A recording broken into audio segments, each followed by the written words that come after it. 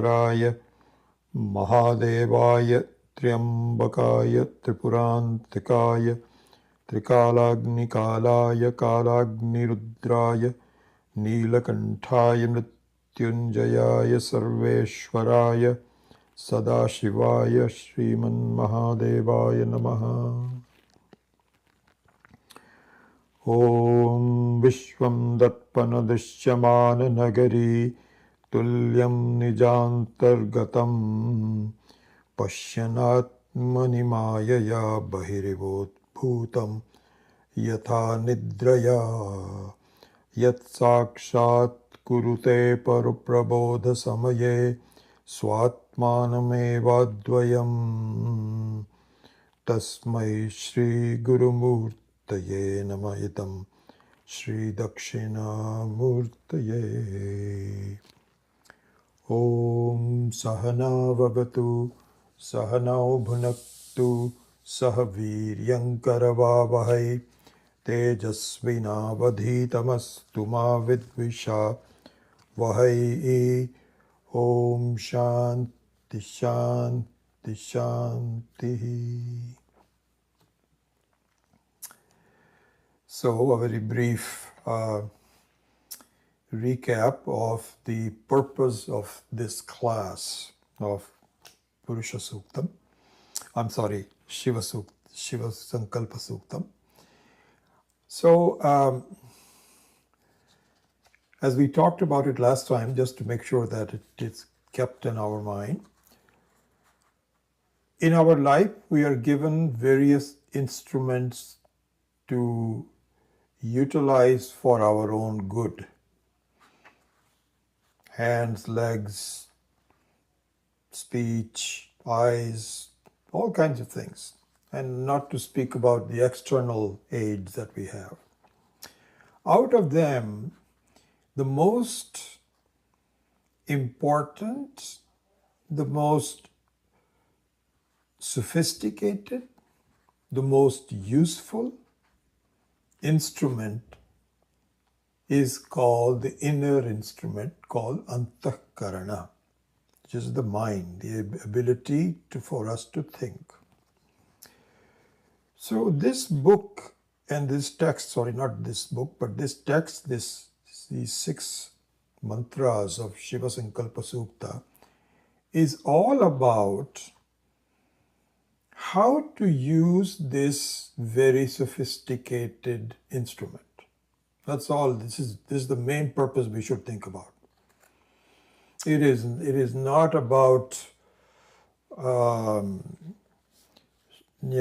prayer to Shiva. All those are secondary. But the main purpose of these suktas is teaching us how to utilize this very subtle, sophisticated, powerful instrument. And we know this, that the more powerful an instrument is, the more difficult it is to learn the intricacies of it, and the more imperative it is that we use it properly. So this is what this whole class is all about, is to understand. Many times you're just given something which is very sophisticated. Like suppose you have this, cell phone. Pixel is not an iPhone. We are partially in our family Pixel phone and partially iPhone, mostly Pixel phone. So if you give this Pixel phone, Android phone, you can see that we actually have done this. You can just give it to a toddler, 3 or 4 months. You know what they will do? They'll try to eat it. Or maybe they'll lick it. Do something with it. But really it requires some education to understand how powerful this thing is. Just amazing. I think what Steve Jobs has done is still underappreciated, honestly, of really opening it up with the hardware software combination and so on. I remember when Apple first announced it, I should have really bought the Apple stock right away. So I'm not being convincing when I say this, but I was amazed. I said, wow, this has legs. And it has. It's just been amazing. So the mind is like that. It's a very, very sophisticated instrument. And we don't know how to use it. So using the mind for the normal things, everyday thing, is like a toddler eating the Pixel phone.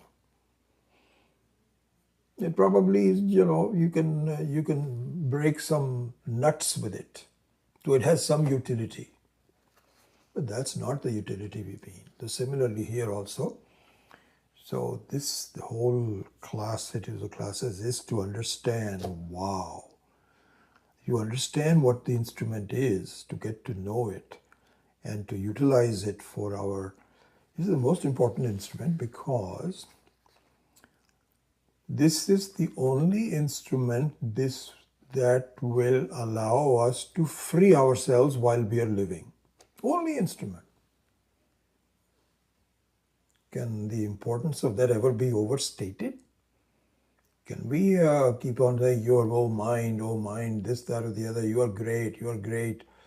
We don't understand how great it is until you really understand. It's kind of like, we are all bound.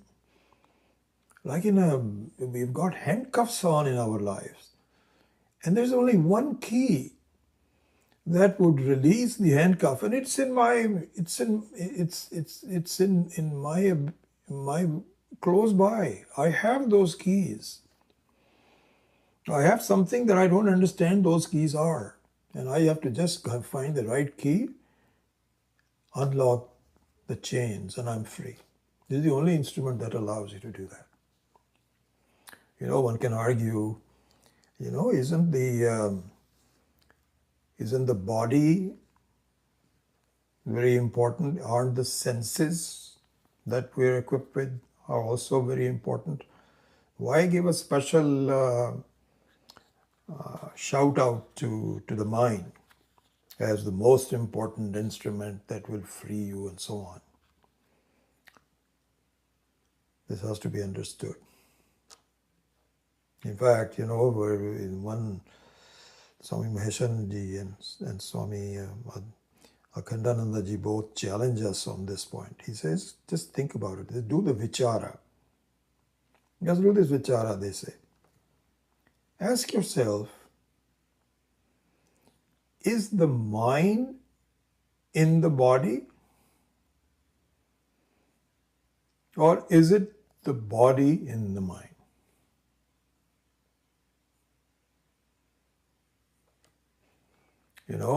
At first glance, it would appear the mind is in the body.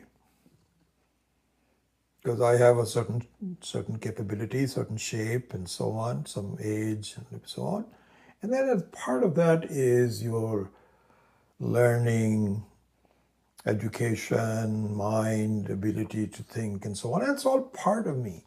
So certainly the mind is in the body. Well, the acharyas say, no, it is a mistake. Totally opposite to that. And we will go over this actually. This is a good, I just want to mention that. So we was going to spend a lot of time on the mind. You might even say, haven't we done enough? Let's go on to a different topic. No. Swami Akhandanandaji will not get tired. He will say, oh, have you thought about this way? Have you done this? We're going to really look at this in great detail. When I started reading his commentary, I was like, amazing. So that's when it kind of thought of that maybe we should have a class on it. So acharyas say, no. The body is in the mind. You can even extend this Brahma. This Brahma, who is where? So you can say there is a infinite Brahmanda, all the galaxies and so on. And in that galaxy, there is the solar galaxy, our Brahmanda. In that solar galaxy, there is the earth. In that earth, there is a country. In the country, there is a town. In the town, there is a house. In the house, there is a room. In the room am I. I am enclosed. I am sitting in the lap of Brahmanda. Right? This is what we normally think. And the Vedanta says this is a complete opposite to what things are. Opposite.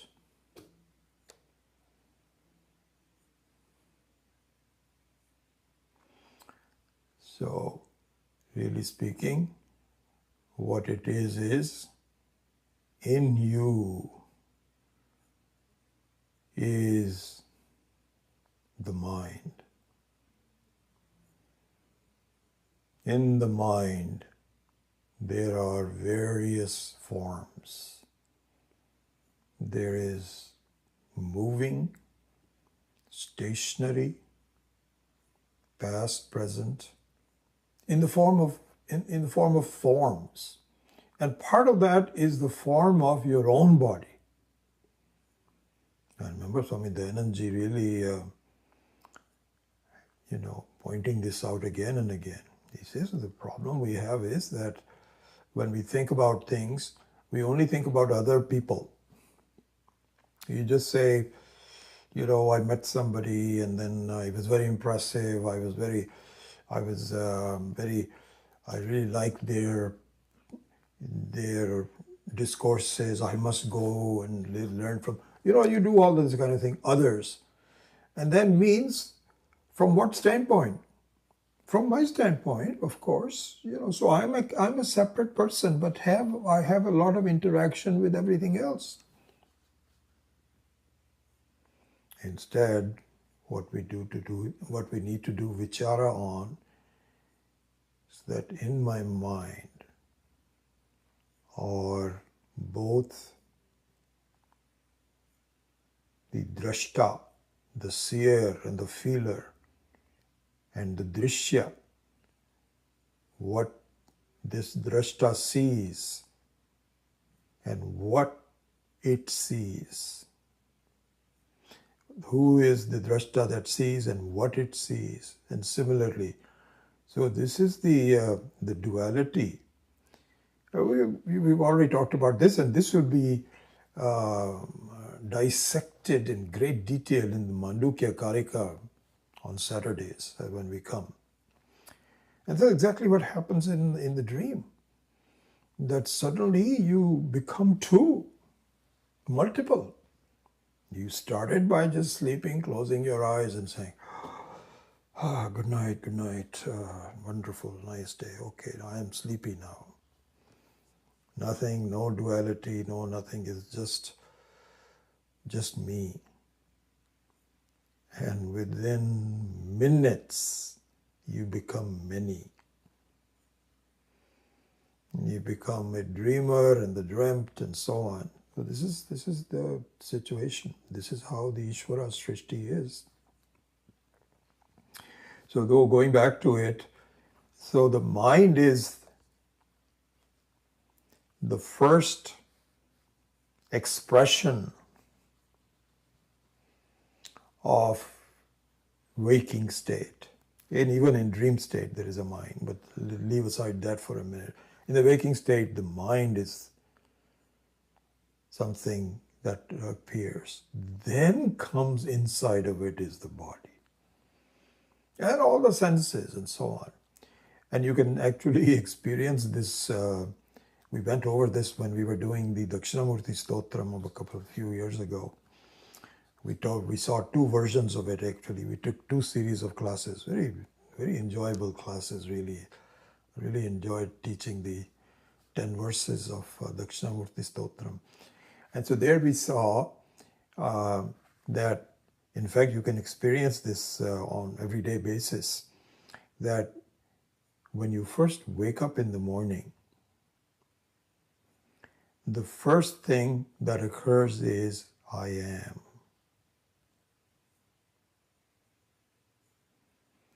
You don't even just, so it happens all very quickly. So it's not as though it's, you have half hour to experience this, another. No, it all happens within a matter of seconds. But it does have parts to it. So the first part of waking up is, I am. I'm aware. This is the mind. This is the mind saying, I am. Then comes where I am, what day is it? And then you see, you can look at the watch if you want to, or touch your body and say, I'm cold or I'm hot. Uncover. All the body-related functions then come second. But even before that, you are the mind. Anyway, I'm going into too much detail. All I'm saying is this is the most important instrument. That's all I should have said. There's so much to cover. Okay. So I think the way we've already talked about this in the last class, the way we're going to proceed in these classes is the following. We'll have a three-step. We have 3 steps to the completion of the class. First step is learning to chant the 6 mantras. When I first thought about teaching this text by Swami Akhandananda, I hadn't really thought about chanting that much. But Ishvara he's a clever guy. I tell you how he puts thoughts in your mind and so on.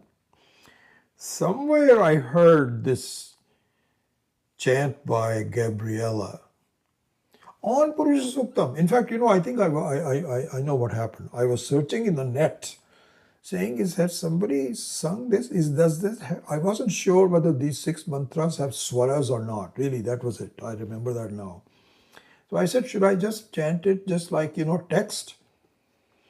Then I said, well, let me look into it. And then I found her. I said, oh my God, this is so great. So then I increased this, not I, but we increased the scope of the class, where chanting became a very important, integral part of this talk. So anyway, so I'm very happy that it is now taken a fuller body, and that body has 3 steps. So step number 1 is learning to chant, and I'll go over some of the segmentation of this step later in a minute. But 3 steps are learning to chant. Step number 2 is learning the word and sentence meanings. And step number 3, which is the real important step, is to understand what the mantras are conveying. Here's what we have to do. 3 steps. Okay? So, I have some ideas on how we'll proceed. But let's go into the first step, the segments of the first step, which is learning to chant. Okay? This has 1, 2, 3, 4, 5, 6 segments as I see them. Number 1 is learning the swaras, the intonation marks, not the intonation marks, but the mark. I think intonations is simply the letters. I'm not sure about where the intonations or what. It really means the Vedic swaras that we went through last time, and we will repeat it again today. Okay, Sahana Vavatu, Sahano. Those are the intonations. So we need to learn that, and we have already started doing it, and we'll continue to do that today. Number one. Number two, listening to Gabriella, just listening to her, and repeatedly, so that it begins to kind of soak into my mind all the sounds and so on. You've done a superb job. Wonderful. So listening to her. And so that's step number two. The third step will be silently or loudly, depending on your preference, chanting along with her. So I actually found her to be on Spotify. And so I now, I can, in fact, I was doing that this afternoon and just practicing a little bit. I put my headphones on, and then I can just listen to her as often as I want to. And then I started to chant along with her, with my own voice. Okay, so that's the third step. The fourth step would be leave Gabriella aside and chant by yourself with the help of a text. Because initially we may not know the sound. Maybe you're younger, and you can learn this faster. It takes me a long time to learn these things. So the next step is chanting by yourself with the aid of a text. The next step will be memorizing it without a text. Yat Jagrato, just by itself. Then chant it until it becomes natural. Just like we do Gayatri Mantra, you must do that. Sahana Vavatu, all these chants. Perhaps you know Rudram. Perhaps you know Purusha Suktam. Perhaps you know Vishnu Sahasranama, Lalita Sahasranama. All those kinds of things people have been chanting. It has become a part and parcel of it. So that, and here we only have 6 mantras, so it's not that hard to do. So these are the steps of the chanting that we will do. Okay? Then, as we started to do last class, we will learn the meaning of the words and sentences. So we will do that today. We'll continue that with verse 1. I was kind of thinking whether we should do all 6 meanings, meanings of all 6 mantras before we begin to expand it for the understanding. So I spent some time this afternoon. I'm leaning towards not really going through the meanings fully, just introducing it briefly, and then concentrating on the understanding of the first verse. The first verse, the first mantra, happens to be the most important one. And I think Swami Akhandanandaji, I think I can look at the page numbers. If not half, 40% of the entire body is just on the first mantra. Spends a lot of time on it. So we will probably do that. Then go on to the second mantra and the third mantra and so on. Okay, so that's the methodology we're going to follow. So the next thing I want to do is to let you know about the changes and the files that I had made already. So I think you may have already seen it, but just in case you have not. So essentially at this point we have 4 files that are recorded. Raj Paripatidar was very kind enough to do that for me, and it's on the AVC web page, and you can look at it. So the first file is just the Devanagari with swaras in it, and there is a correction. There is a correction in that. Even after I sent it to you, when I was listening to Gabriella, I found that there was one correction. And I'll tell you what the correction is in a minute. Okay, so this is the first file, right?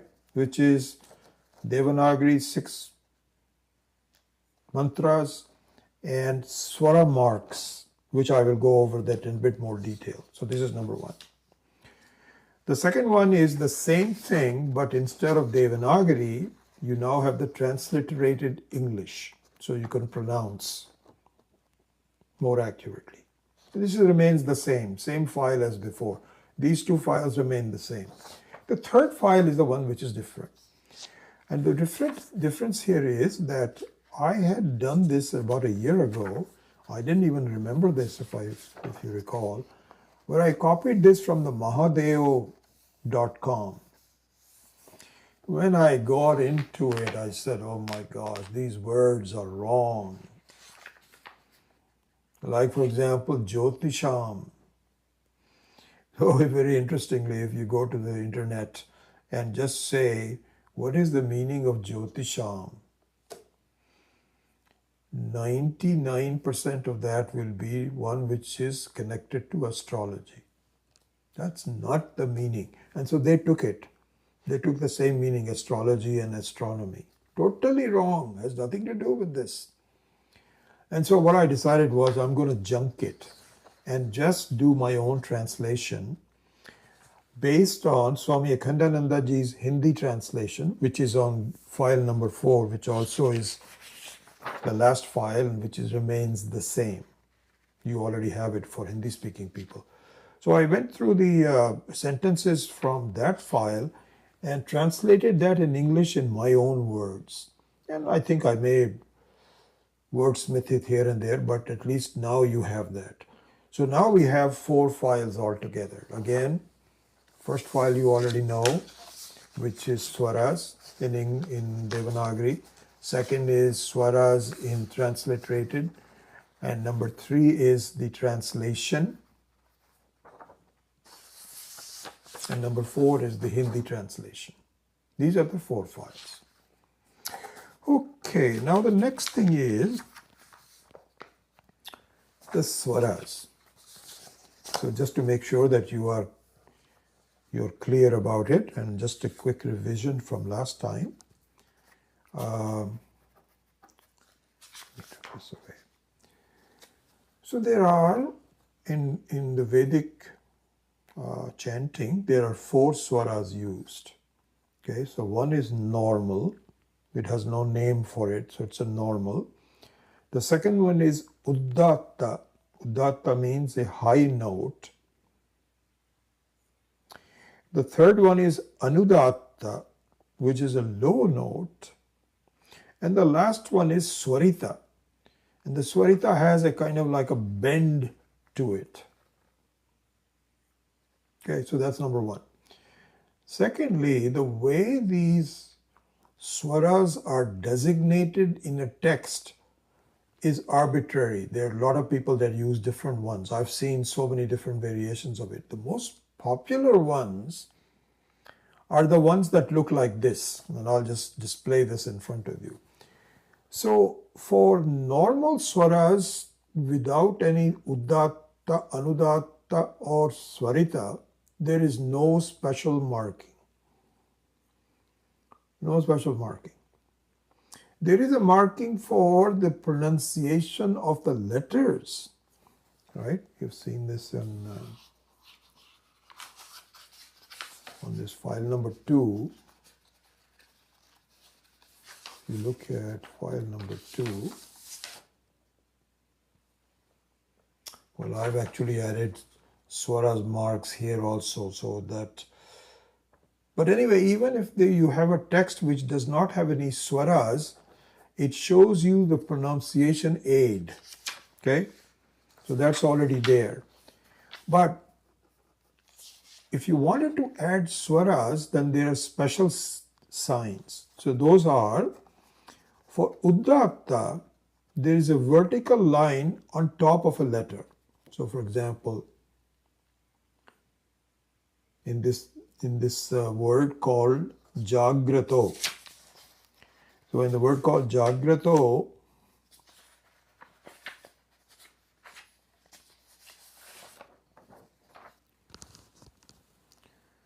because there is a vertical line on top of gra, it becomes Jagrato, not Jagrato, but Jagrato. So it is up.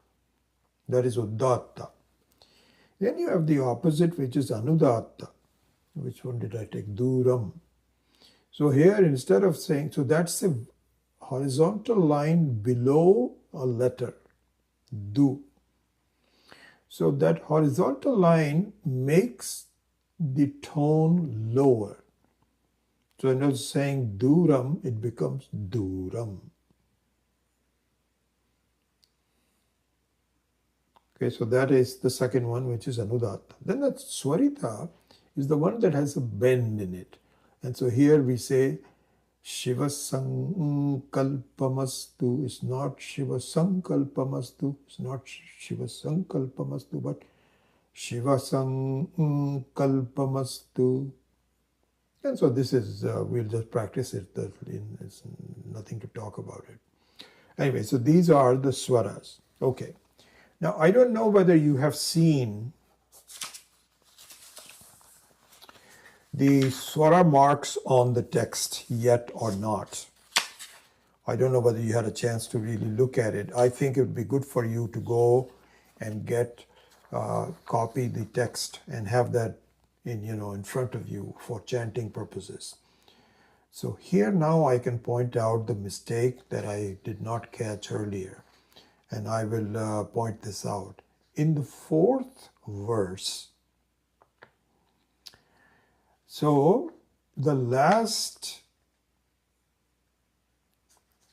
word on the first line is called Sarvam.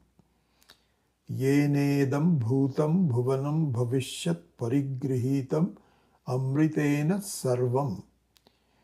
In there, instead of Udatta, it should be Swarita. So there should be two lines on the top. I think I forgot to mention that the Swarita has two vertical lines on the top. Udatta has only one vertical line on the top. That's the difference. So here there's a mistake in the copy that you have. Please correct it. I might change it again on the file in one of these updates. So it should be Sarvam, not Sarvam. If it is only Udatta, it will be Sarvam.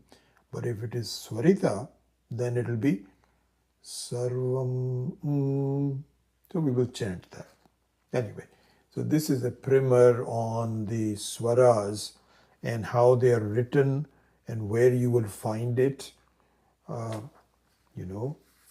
I think the same thing has to be done on file number 2. I just realized it. Because that is the transliterated one. Yeah, same. I don't have a pen in front of me. So in here also, in this Sarvam, you have to make another line at top. So it will becomes in Swarita. But you will see that when we start chanting, which we should do now. So the next thing we will do is 8:33. This will take us about 6 to 7 minutes. So we will not do our own chanting. We will just listen to her, and she does it twice. And I think I have an idea of why there are twice. So I'll tell you about that in a minute. But there will be about 7 minutes for that. So that's 8:40. And then I think I will maybe just go into the meanings of the first mantra in the last 20 minutes or maybe 25 minutes. Okay, so this is the plan. So with that, let me play Gabriella's, and so you can just listen. This particular version that I'm showing you is from Spotify, and it doesn't show the video, and you don't need to see the video. It just has her picture, standing picture, but the sound remains the same. And so you can just, we will listen to it. She does it twice.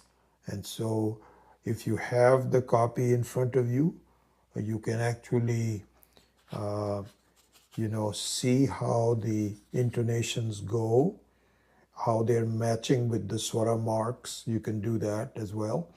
And if not now, later on when you have some time, kindly do the same thing. Listen to her chant and match it to the swara marks on the text. So the two of them are the same. And that's the second step. Then the third step would be start silently chanting it on your own. So kindly, as a homework, please do that as quickly as you can. And I'm sure some of you who have better memories than I have, will memorize it pretty fast. And it'll be nice if we can do that. Okay, so now let's listen to her. I'm going to use these big books to prop her picture and the sound.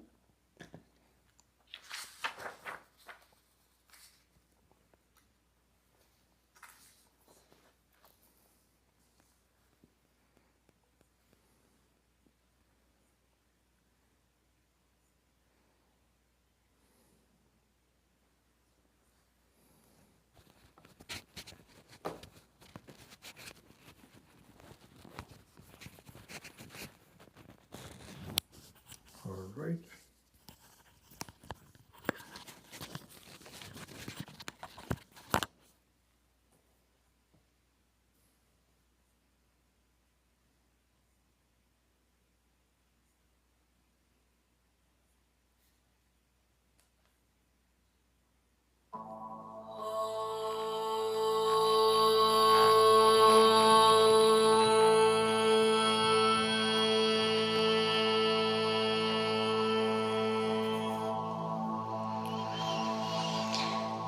यज्जाग्रतो दूरमुदैति दैवं तदु सुप्तस्य तथैवैति दूरङ्गमं ज्योतिषां ज्योतिरेकं तन्मे मनः शिवसङ्कल्पमस्तु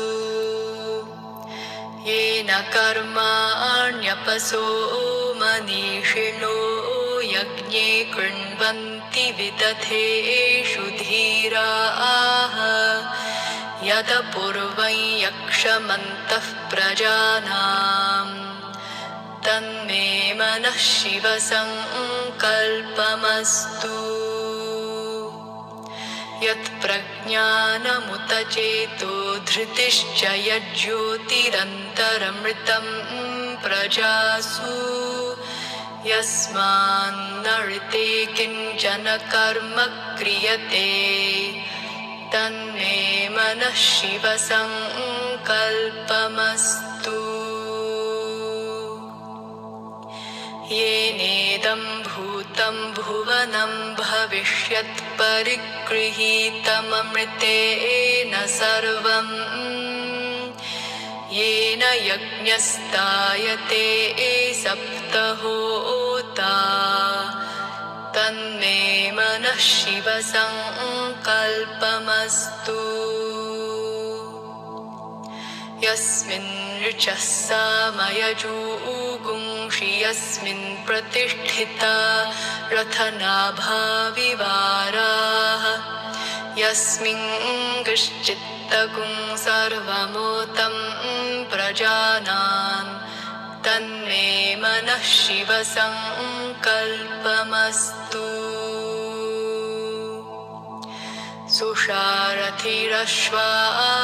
वयन्मनुष्यान्नेनीयतेभिषुभिर्वाजिन इव हृत्प्रतिष्ठं यदजिरञ्जविष्ठं Tanme Manah Shiva Sankalpamastu. Yajjakrato duramudaithi daivantadu suptasya tathaivaithi durangaman jyotishan jyotirekantan me manah shiva sankalpamastu. Yena karma anyapaso manishino yajne krunvanti vidateshu dhiraah Yada purvai yakshamantah prajanan tanme manah shiva sankalpamastu. Yat prajnanamutacheto dhritischa yajyotirantaramritam prajasu yasman narite kinchana karma kriyate tanme manah shiva sankalpamastu. Yenedam bhutam bhuvanam bhavishyat parikrihitamamritena sarvam Yena yajñastayate saptahota Tanme manah shiva sankalpamastu. Yasmin richah samayajugungshi yasmin pratisthita rathanabhavivaraha Yasmin gishchittagum sarvamotam prajanan tanme manah shiva sankalpamastu. Susharathirashvani vayan manushyan niyate bhishubhirvajina iva hrit pratishthan yadajiranjavishtham tanme manah shiva sankalpamastu. Tanme manah shiva sankalpamastu. Tanme manah shiva sankalpamastu. Tanme manah shiva sankalpamastu.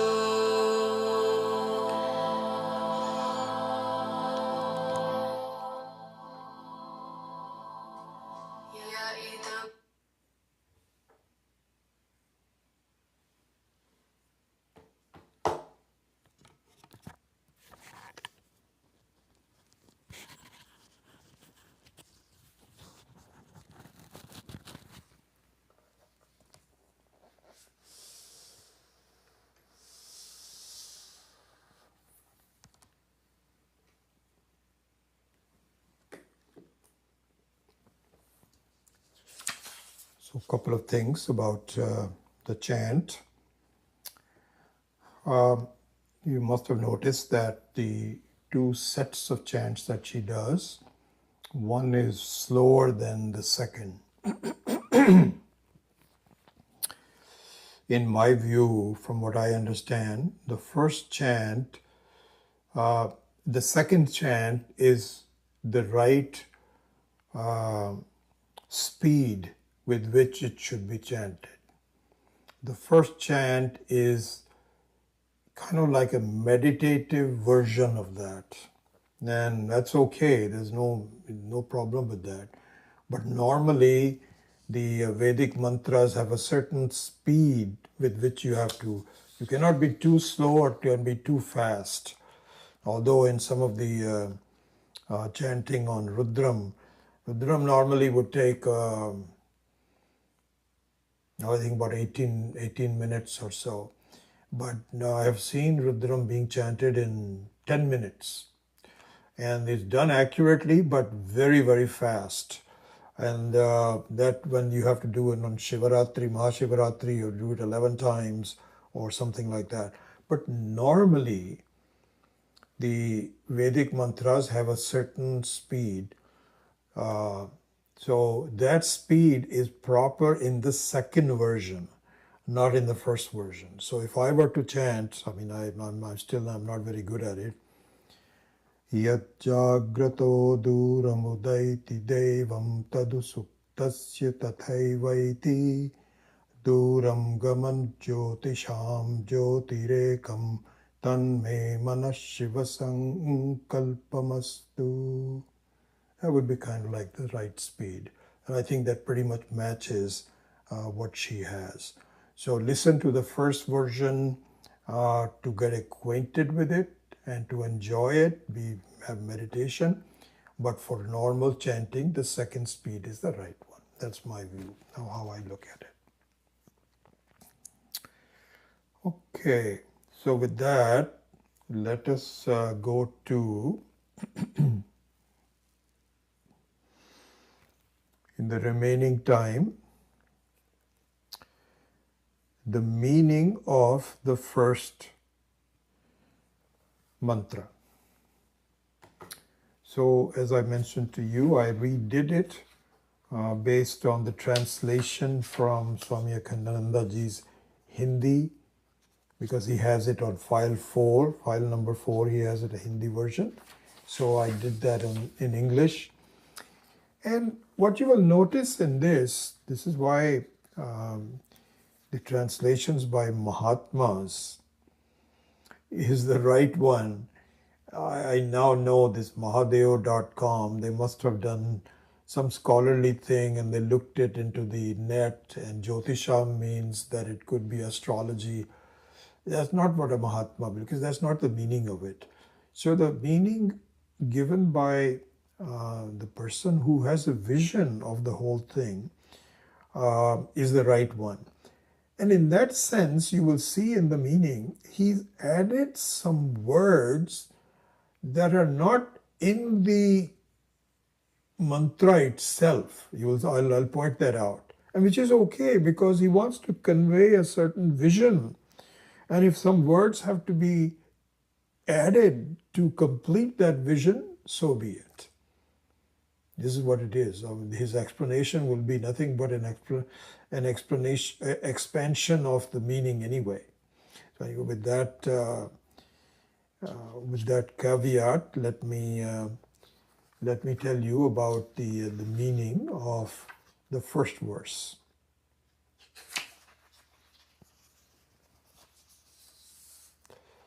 So the first one is, and I think we already started to do this last time, Yat jagrato duram udaiti daivam tadu suktasya tatha eva eti duram gamam jyotisham jyoti ekam tan me manaha Shiva sankalpamastu. So here the refrain is Tan me mana Shiva sankalpamastu. This is the refrain. And it's an important refrain. That's how the whole set of mantras is done. Tan me mana Shiva sankalpamastu. So I'm just giving you the word and the sentence meaning. So the importance of that will come later. Tan me mana Shiva sankalpamastu. So that mind of mine, so the which mind is described in the first line of the sentence, Yat jagrato. So there yat means that one. So he deliberately points out, hey Manaha, the one who helps me to do this, may you, which belongs to me personally at this point, tan me Manaha Shiva sankalpamastu. May you focus on Shiva. May you and your entire body of thoughts that comprise you, may I ask you to please redirect yourself and get engaged with Shiva. Tan me mana Shiva sankalpamastu. And so this is Ling Lot astu. So linglot in Panini grammar has a lot of shades of meaning in it. It all depends on the context. So for example, it can be a kind of like an order. You better do this. Or it could be a request. May you, can I please ask you to do this? And all the various shades in between. So it is something like a soft order and a soft request, and say, Tan me mana Shiva Sankalpamastu. Or it has to say, follow me. Follow me. Because as we saw, that the buddhi means a sense of who I am. Your decision to attend this class is the buddhi. And through that buddhi now tells the mind, can you please focus in on where I want you to think. Tan me mana Shiva Sankalpamastu. And so Swami Akhandananda will actually dissect it even more, but I'm giving you a kind of a gist of it. So this is the refrain. Now, in the first verse, he says, which mind? So he describes that in the meaning. Okay, so let's just look at the meaning. He says,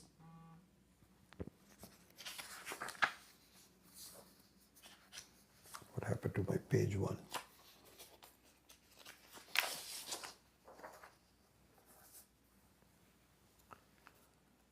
So he says, that mind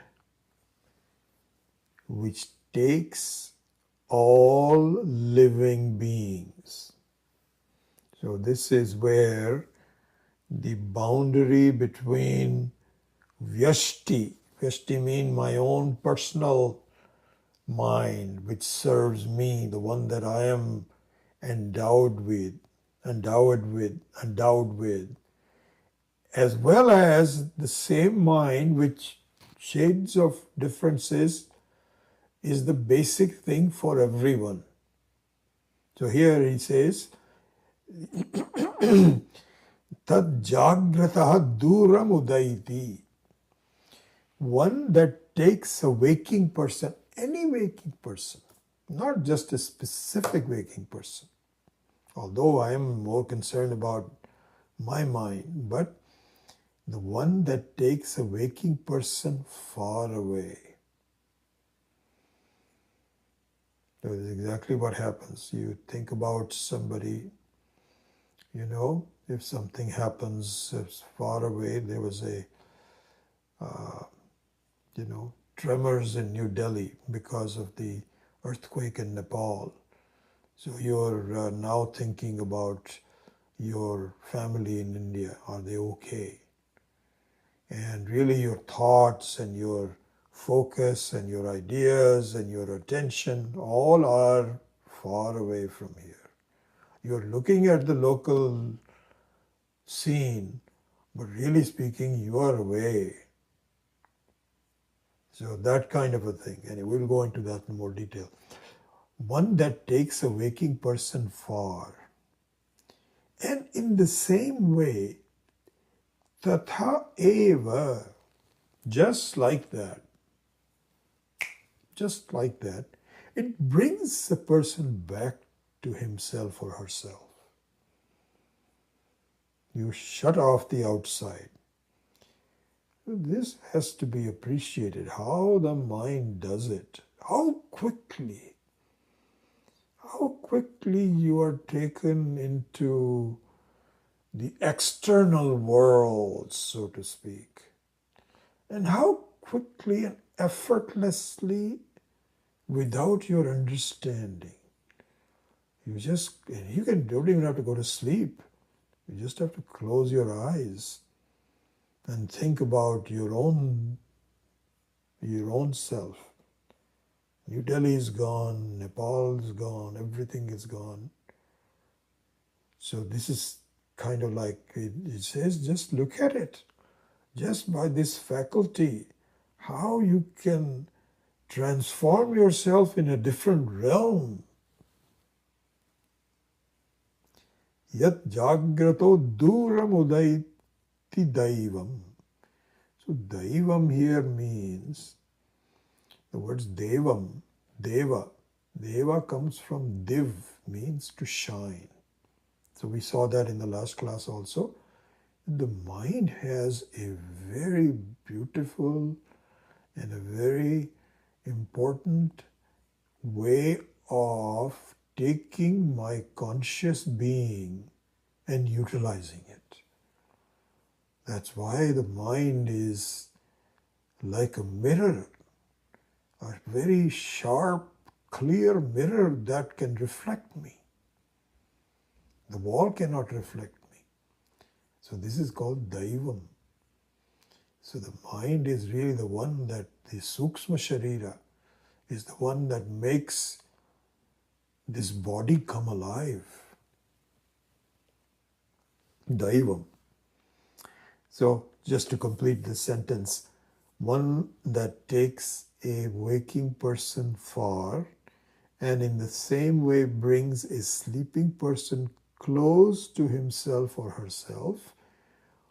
And then this is what Swami Akhandananda ji is added. It is not there in the mantra. One which is the primary instrument for seeing Paramatma. That's a very important function. It's not just like seeing, okay, I'm going to just translate this word and then put that. There is a vision behind it. The vision is, this is the most important instrument for me to see Paramatma. You cannot do it with your hands. You can't do it with your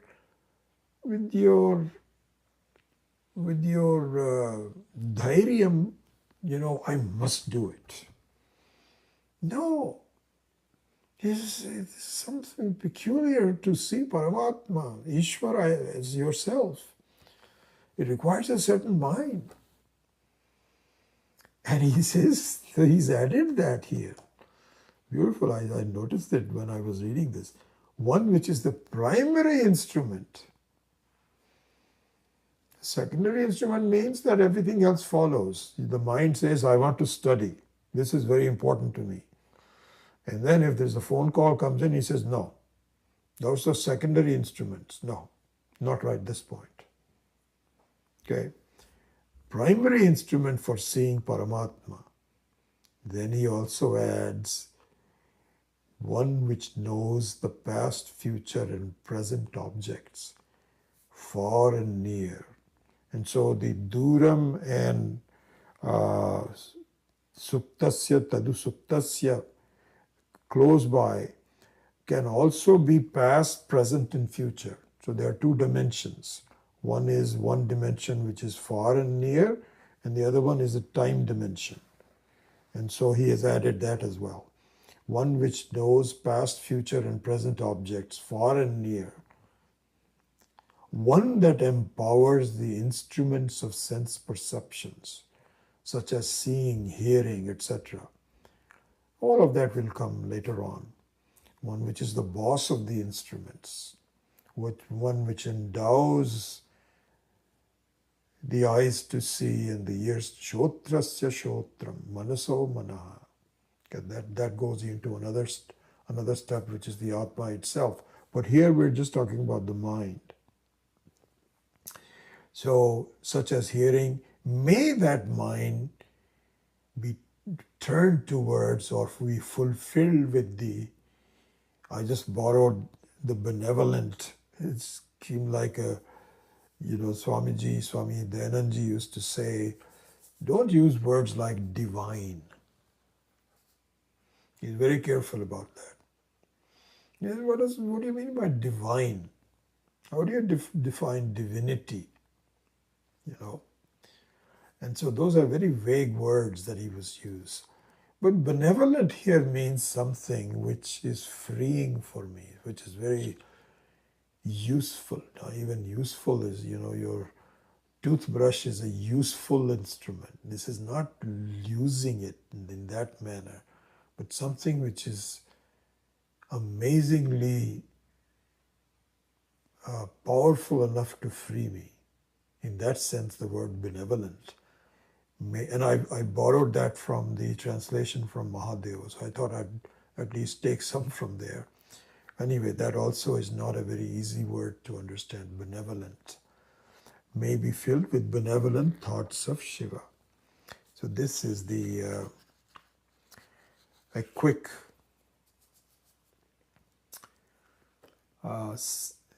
translation of the verse. And I think what I will do in the next few minutes, let me take a few more minutes of your time, to expand a little bit from Swamiji's Akhandanandji's explanation. I won't go too much into it, but let me just do a little bit of it. So let's see how we can go another few more minutes. So this one is done. This one, I don't need this. Yeah. Let me go get a copy of his book.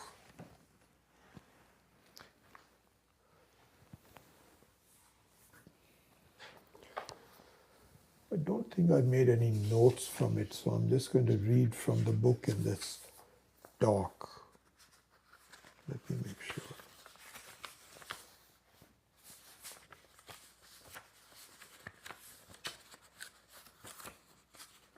Didn't rearrange these very well, sorry.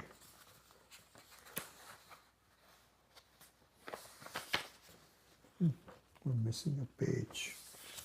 What did I do with it? Anyway. So, if I just look at the first few thoughts that he has on this.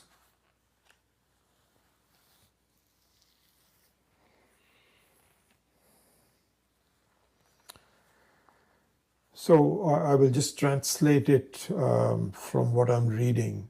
And so instead of normally I do that with notes, and I will do it normally with notes, but here in the short time I'm just going to translate it from these.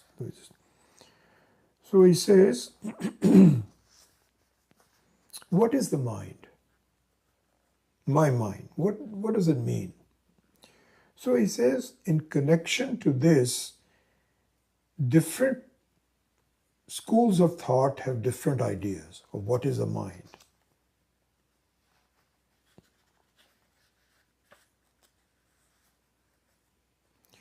So he says, normally, what the mind means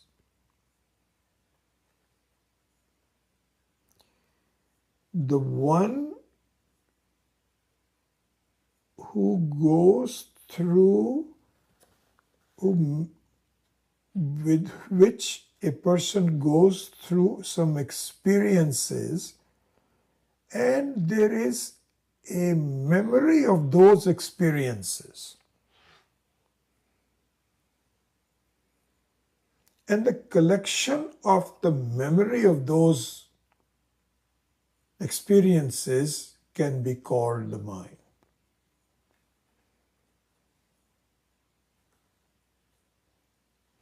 He says that we saw a scene many, many years ago.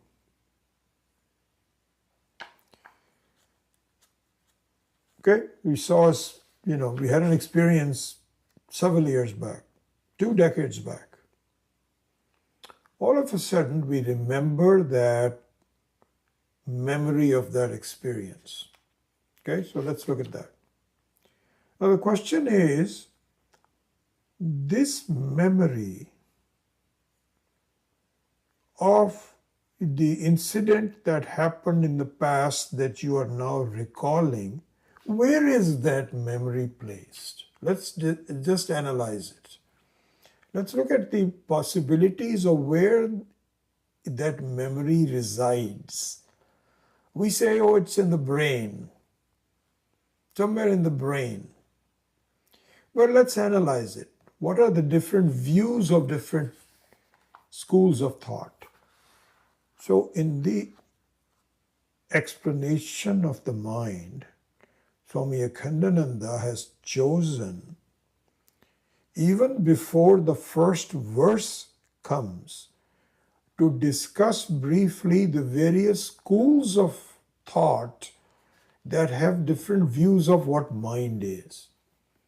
It's useful for us to kind of distinguish, oh, that's possible, this is possible, maybe this is better, maybe that is correct, this is incorrect.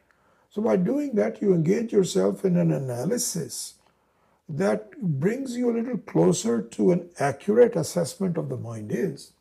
This is the thought. This is what the methodology. Very beautiful. So this is when I started studying. I said, yeah, this is really interesting. I think it will be nice to share it with the students. So even before the first verse,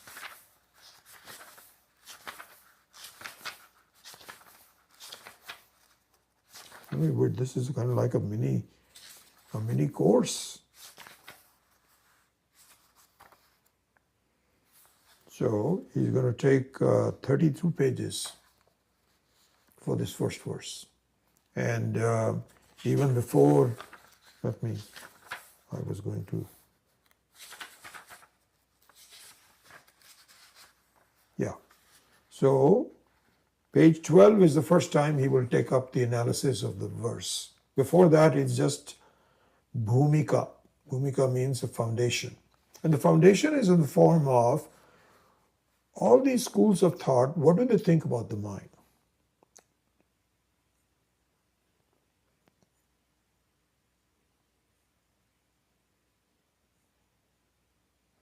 So he starts by saying that we, the Vedantins, say that this memory, so if you look at yourself as a jiva,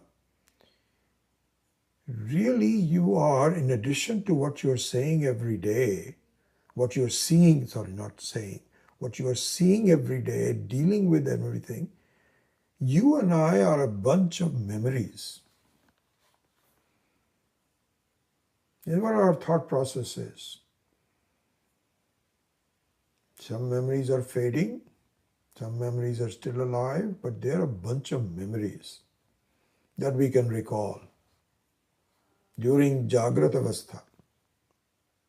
So, Swamiji says that if you look at this, this is what a jiva is, right? This is what a living being is. A living being is, a bunch of thoughts based on previous experiences up to that point. Now the question is, these frames of thought, these memories, where does it reside? This is the question.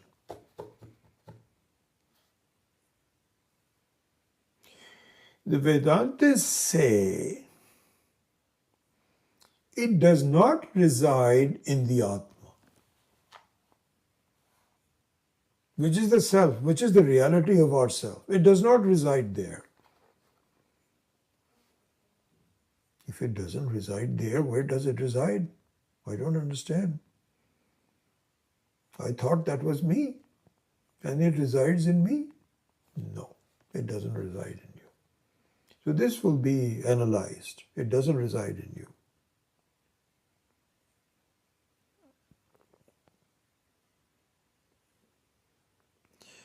So this is the difference between, this is the analysis that we have to do.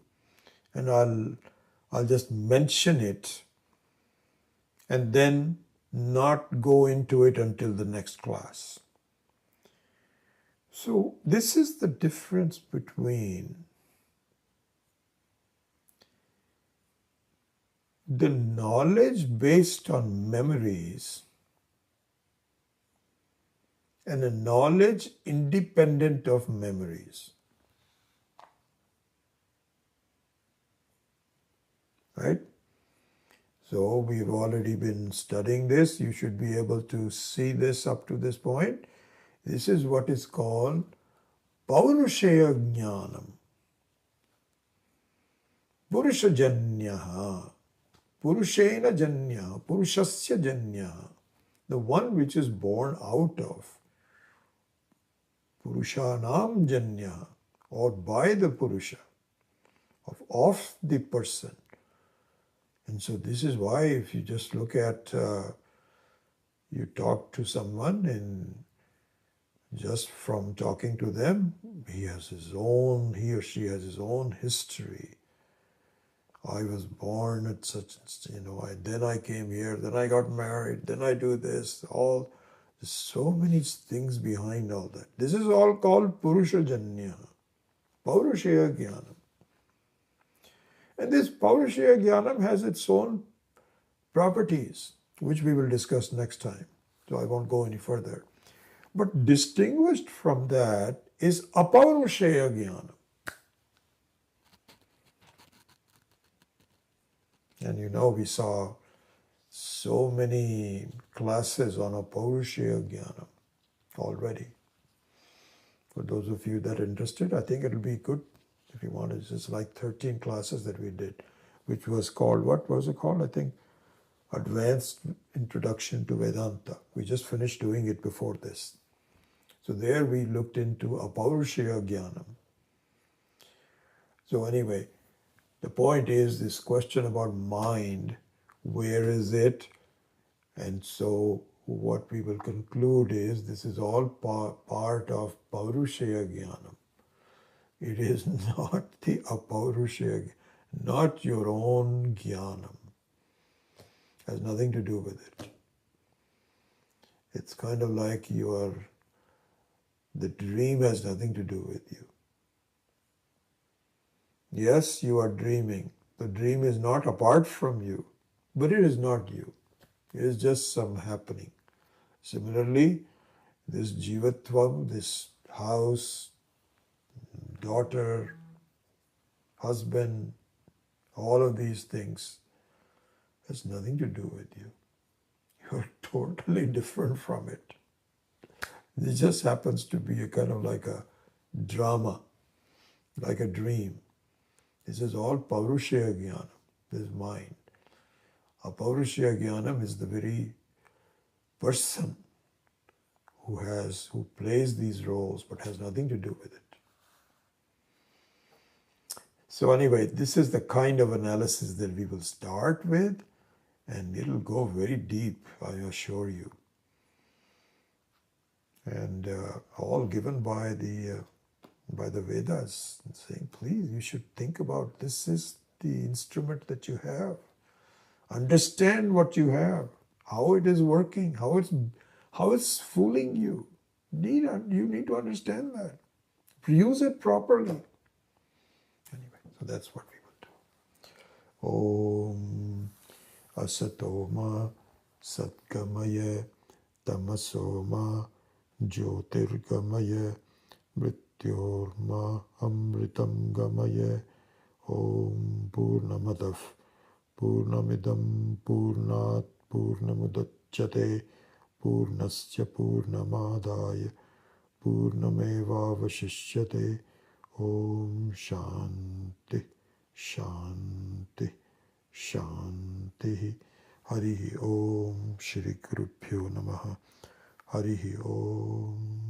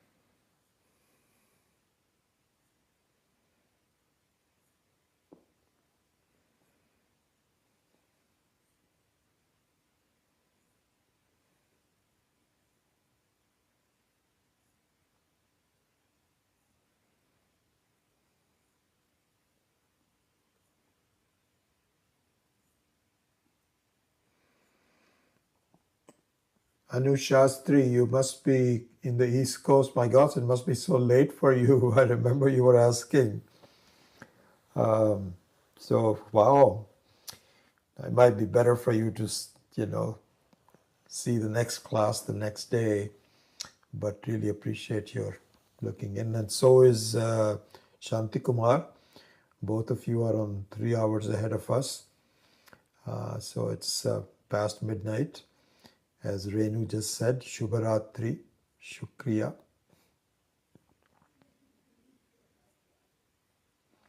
Anyway, I won't take more of your time. If you had any questions, obviously, we can discuss that, but I don't see anything. So look forward to seeing you next week. Hari Om.